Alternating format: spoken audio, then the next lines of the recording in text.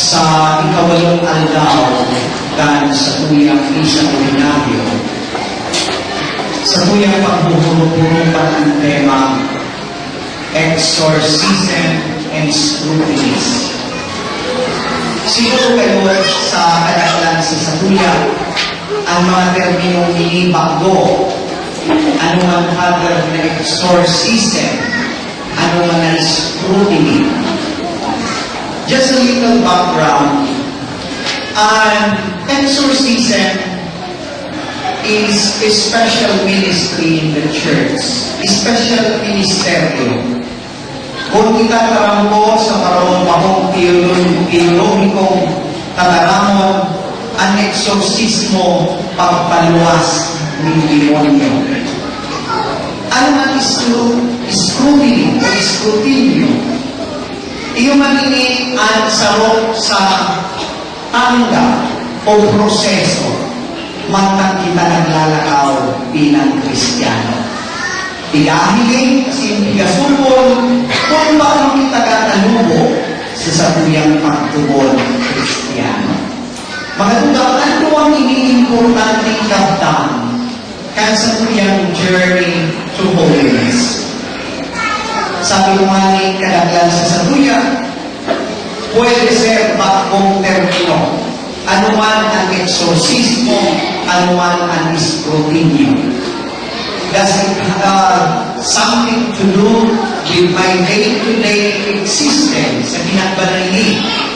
Ano man. Siguro ihapot mo, Father, dahil man ako ng demonyo, ano man ang palawas mo sa sabuya.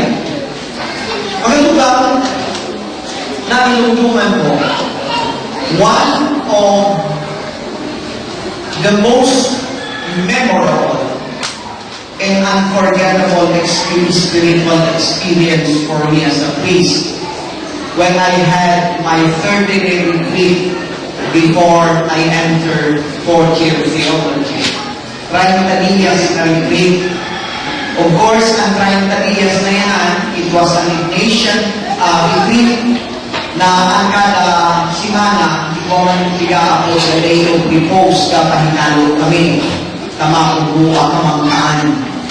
Pero, it was an Ignatian retreat focusing on the very Ignatian spirituality of St. Ignatius of Loyola. So, 30 aldawan dahil pagkada rin pagpag-retreat. Sa sabuya kung inimiras ko, on the first week of my retreat, it was indeed a struggle. Dahil man na nakalaog sa pagpapibig. As in yan sa 30 días na retreat naan, ang samuyang masyan pagkakakaming, sarado kaming mutawan, Buda na mesa, dahil ang naulay, except your spiritual director. So, magkakaulay sa nakamo, kung ang sa inyong spiritual master, ma-anunsyo yung tiga-apong na day of repose. Katuluwas kamikaan, mapahingalo sa pagdasal. So, bago na nakadawit, sometimes it might take 3 days, you will have a day of repose na mapagal, heavy, and pagpuro-puro. And ang pinaka-ubod kang retreat, as in pinaka-estrategiya is application of the senses. Ano ang gusto kong sabihin ng tahan? Kung gamitin kami on death, nagilungduman ko kayo, I meditated on death. Duman sa seminaryo, ikaw dumanin sementeryo at mga gananang pali. As in 12 o'clock midnight, nagpasiring ako naman. As in naglaon ako sa sarong bukas na ninso. Tapos ikaw ako rin na pangtahong sa naso, pinag-upholstered na tukawan, kanganing masarahan ko sa ninso. And I will pray, meditate on death. Ano man ka talaga nakamutan ka. Sa kuyang malabado pag ikay tulong islim, pero dahil ko nagsampok na natawag ako. Pero habang dadasal na ako, nangiluluman ko sa kakaling pangalan ninso, ta-apartment tayo ito, ikaw marami mas nang mo, pero nakaaling buran. Grabe mong takot, bigatan ng tumamo, ayaw na ako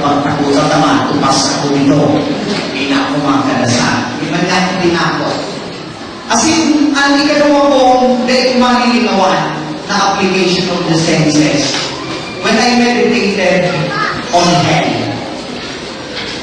Impyerno. Bahala ka. Ikagaling sarili mong inisyatibo mula paani kung paano mo mamamagin ang impyerno.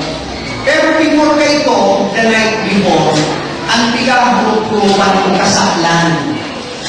As in, sa paghulog-hulugan ng kasalan, ikaw-tintaran ako, galit-galit-galit ka, sin, sa kasalanin laman. As in, siguro kayo grabe yung kaumahan because I was able to conquer it. 11 o'clock in the noontime as I was at the football field at seminaryo. Gamparan ako. Glory to God in the highest.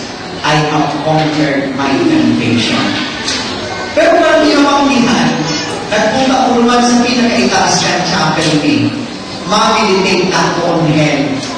Ang hindi ko pong innovation, nagdara ko rin kadapor-dapor na kandila. Tapos nagbuhod na ako sa atubangan ng Blessed Sacrament. Sa loob pigasisihan ko yung Manila, level by level. Siguro nakaapat na akong level sa mga abot ko. Asa tahaw na ako ng kakalayuan. Asinggada sa ako nanunod sa hell. I am meditating on hell. Araw ng Panginoon, hindi na tayo malilinawan. Pagka-ilong ako, nakaka-meditate ako ng Marinas. And all of a sudden, tumulong nyo sa daig. Ikaw ang nagluwas sa sakuyan sa atubangan ko. Dahil man describe, pero it was the greatest fear I had ever experienced in my life. Nagpahiling siya. Ika-arulan ako paano. Ang nangyari kay ko, nagbuhat ako, may pasok na ni Kulindi sa mitis, talangkalukso ako, bukod-bukod ako ng mga kaklase ko. Ang bigagaran ko sa inda, I have seen the devil. Sa akong kaklase, nang hinipungan, kami kapos na kahiling. Ang sa iyo kong sariyuhan, kagabilitate siya on hell. Gagitaas ko sa sariyuhan niya, ibang gatuyon. Dahil nagkanahiling, pero siya kapagpilit siya. Sabi niya sa mo, it was the devil. Ang demonyo, real, I tell you. Pero ang gradation kan magpintang sa sato, iwaman in gradation, iwang hagdan. Kung makikita na magdaya ka sa gobyerno dahil trabaho ang demonyo. Look at the spiritual master, Saint John of the Cross, Saint Francis of Assisi, literally, inahal sa demonyo sa kalimutan because they can never be conquered by his temptation. Mga tukang, sabi ko sa mga, what is exorcism? Pagpaluwas ng demonyo. Gabi pagka ang tema ka nung nakalaw at natakot ng pader, magpaluwas ng demonyo. Pero ang katotohanan, pagpaliteralmente, because mas ang exorcismo is a special ministry in the church. Pag kumanakadapali, ikaw kainin. Kaya kami kasubato ka guys, na kami ni Father Dams. Gahurong-hurong kami, at ibang naging ng mga pali. So, bigaser mo king, bigahurong-hurong pag-igaulay kami. Sabi ko ni Father Dams, ano sumuhin mo sa exorcism guys? Kuyanan kami. Pinag-istorya man niya. Sabi niya, Father, ikaw sabi na ako ng experience siya. Diyan sa Sisi, alam mo na ng gabi, na iba yung starting. Pinag-bukan sabi ko, ikanya ng sa iban. Yung primero sabi, pagkatanaw ko yung kakaning bata, parang kakaulong. Sabi ko, parang ako ang pas. Pero pagpapilikan na rin ang wabing kita, nagpagkasal na siya, ulit-ulit na salo. Kasi nagbupak na. Sabi niya, ay manahili ko na rito. But the only thing I know is that exorcism can only be done through prayers. Ano ba? Sasabihin niya, ay makita ka ini. Kaya itong salit pa akong aking at tinugod ka wala sa mga maligno, udaling kanto.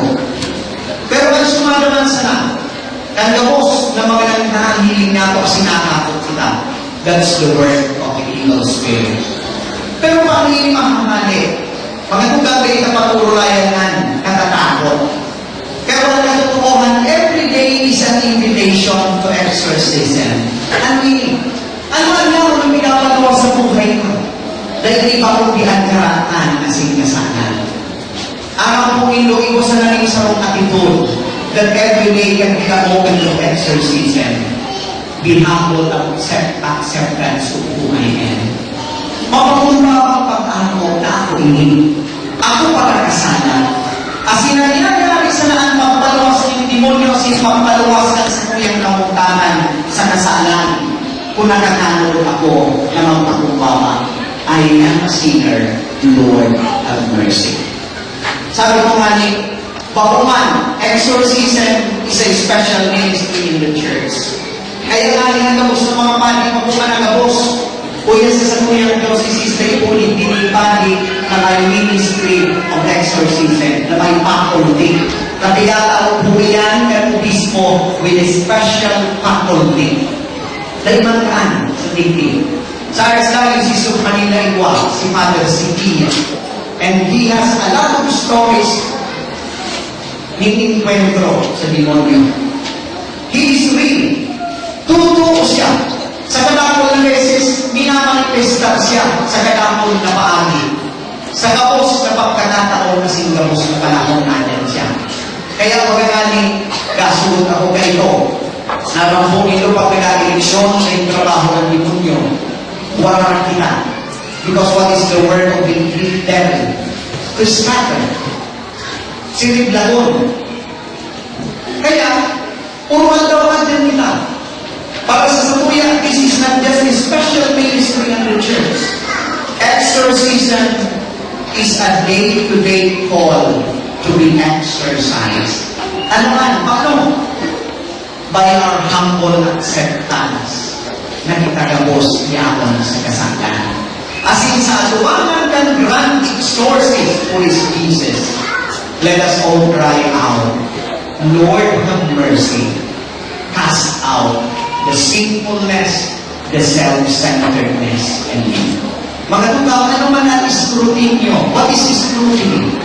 Alam mo dito sa buhay ng isang Kristiyano, ikaw ikalimigan ako na catechumenal way. Ano ang catechumenal way ni? Journeying stages pasiling duman sa kabanalan. Ikaw yung mga tao, yung tabi sa tuyang parokya, ikaw yung tulong community of the communities. Pag-ini, ang scrutiny, pika-scrutinize ang buhay. Alam mo dito, once we have exorcised the sinfulness, the self-centeredness in us, what will remain in us is an authentic and transparent living. Authentic way of living. Na ano? Pag pika-scrutinize ka, pag pika-hapot ka ng iba-ibang aspekto, level ng pagkabuhay mo bilang Kristiyano, ano ang natatala sa iyo, pika-hubaan ka? You know, oftentimes we wear masks. We appear to be good. But somehow, oftentimes, there's the devil still within us. It needs to be exercised. We need Jesus in front of us, the grand exorcist. Tanganing halekon ang kasalanahan. Tanganing ang maglataw. Ang uniko, autentiko, asin totoong pagkabuhay Kristiyano. You know, ang mga buhay ng mga spiritual masters, mga buhay na kung saan bukas sa kabos. Alam mo nila, what I love most in the image of Jesus is the image of the Sacred Heart. Alam mo nila ko nila yan? Sulat ako mga sa luwas niyang puso. Galaan. Galaan sa inyo sa pagkamo. Magkakuntan panahon, sa alamang panahon kasi pagkakataon ng buhay Kristiyano, kaibuhan paglataw nila. Asin malatawan sa paagid na mo, scrutiny. Kaya nga ang mo in-exorcism and scrutiny is a day-to-day lifestyle for a Christian. Every day in front of the grand exorcist, we say, I am a sinner. take away those sinfulness. As in, lugod at sa kuyang buhay sa paghalay ng kasalan, I can live an authentic existence. Mga tukang, sa buhay sa mga Kristiyano na nanuparan ng Kristo, as in yan sa iyang buhay, he lived an authentic existence, a transparent existence. Bukas ang gabos, nahihiling ang puso, nahihiling ang pagkatao. Kung natugang sa modernong kinaban, nagarumagalani ang pagkabuhay ta, ang pirming biga emphasize is individuality. As in, ultimamente, ano ang biga-biga ng self-centeredness. Kaya pagkanani, ang buhay ka, ano ang pigagibutakulan, but never bridges. We don't build communities, we build subdivision. Yan ang pigagibutan. Pero kung yung imbitasyon kung yan ang kawalang aldaw, kami sa ordinaryo, simple sana, pagpurulagan na hindi makatapos ng prosesyon, hindi ang pagharap grupa ninyo. What is exorcism? Exorcism simply is a humble acceptance of who I am. That in front of my grand exorcist who is Jesus, I can boast of nothing more than my sinfulness and say to Him, take me out from this quagmire of sin, self-centeredness, and sin. Hali ang mga kulitin. Kung mangyari ang buhay ko man, nagiging authentic existence. Bukas, araw ng gabos, taan gabos tugang ko, ang buhay ko asin ang puso ko, bukas sa pagkamot, asin ko ang ingkod sa nagpangsaro. Mga tukang, simple, ano ang pinakaramadaw na ini? Exorcism and scrutiny is a day-to-day lifestyle of a Christian. Every day, we have to be humble enough to say, I am a sinner. I need to be exercised. I need to be liberated so that I can live a real, transparent, and authentic existence hindi sa pinapaninig. Ang ito lang, gawos ko kita na ikabutas ka sa tuyang parahan na ta, we don't trust one another. Because ang hiling ko lang sa imo, ikaw ka manindig at ako. Pero mula gawos bukas ang buhay, buda puso, asin migbin na ang puso na nabubuhat asin magiling ko. I can trust my brother. Araw po nila sa Kinaban, one time, when I was in the cathedral, igualuman ng ako. Sabi niya, he is from Iraq sa salvasyon. Pero nagpamigpit siya, pinahanap niya si Monsignor Ping, sumura parang yung ito. He is completely blind. And he is the president ng mga butas sa Pilipinas. And he was traveling alone all over the Philippines. Arang Domingo, ikaw siya hindi naman sa ako na sa grupo niya, dahil ko namin ginawan.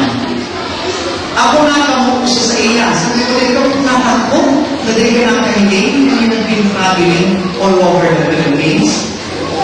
Ang tinawag niya sa kuya, that's the problem with us, Father. We don't trust our fellow man that he is our brother, our sister. Dahil man akong mga, but I have millions and thousands of eyes. If I am crossing the street, someone whom I know I can trust will guide me. Naka-inspiral. Pero kita nga ni, murarap na ang mata. Kadakul pa kitang klase ng pangkabutan dahil na nanihiling. Pero siya buta, pero nakakahiling kung sa klaseng pagkatao na mas kinalailanganin ang namimigpit sa kapwa niya tutuong tao. Dahil kita kaan unless we are left exercised by the grand exorcist who exposed his heart for everyone. He died for us to live. Yan ang buhay kan sa tuyang kabuhangan. Mga tugang, lugod, sabi ko na nani, nante matakunyan, sabi ko nani sa kalakol, can be bakutang dambon. What is exorcism? What is stroking? Simple na. Ang exorcismo, nananaig ko yung sa disposisyon. A humble acceptance of who I am. Araw lang pa natin sa Diyos kita makasakan. Kaibahan tandi ako. And I can look at you straight to your eye. But this acceptance can lead us to the greatest place. That I can live an authentic existence and say to my brother, I am your brother, you can trust me. Because what I have in me, look at me, I have a heart of love, I have a heart ready to serve. Kung natugang pa kung nakulang ng tinapan, ang pinapatawag sa satuyang walong at tinapan, individuality, privacy, sulong ini, kudalaan sa iyong kulan, kudalaan sa iyong harong. Why? We don't live an authentic existence. What is in us is self-centeredness and sin. Kung natugang, lugod sa pag-ibig, isang Juan Bautista, na ang sa iyang buhay na inainataman, kung di itinaw sa kabos, tingod yan yung mga t-shirt, magbakal ka mo, kaya na lang mag-ilulong ng buhay sa Juan. I must decrease, he must increase. My life is a life of love, a life of service, because I had accepted in my life the granting sources who took away my self-centeredness and had given me the willingness to die for others and for my God. Nalugang ko niya ang patulbagan ng buhay sa kinaban, ulit ang kutro, gana lang kita, minsan paraiso. Tungkol sa pamibig isang Juan Bautista, itaw man sa suyang ng biyaya, na palapos niya kung mamibigan ang suyang pagkatao, na tapos ng kasalan. Alaga, don't be afraid. They come up with you. We have the traffic sources who loves us all. Every time we wanted to say, Lord, have mercy on me, a sinner. There again, He will create sa buhay mo, sa puso mo, minsan puso na mamumukong asin sa taong Panginoon. Atin mo kita,